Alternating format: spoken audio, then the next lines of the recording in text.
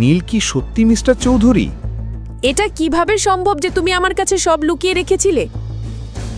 একই মুখ, একই চোখ।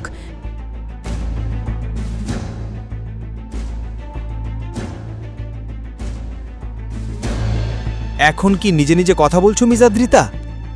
তুমি ঠিক আছো তো, নাকি ডাক্তার ডাকবো? আজ তোমার জন্য খুব অপমানিত হতে হলো।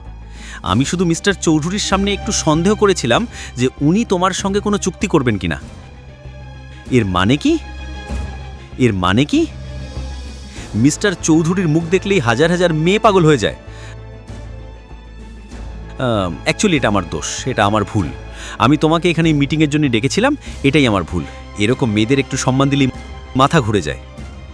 আর এরকম মেয়েদের মানে কি? মানে সেই মেয়েরা যারা কোনো বড় কোম্পানির সিইওকে দেখেই বলে বসে উনিই আমার স্বামী, আর পরে যায় সম্পত্তির ভাগ চায়।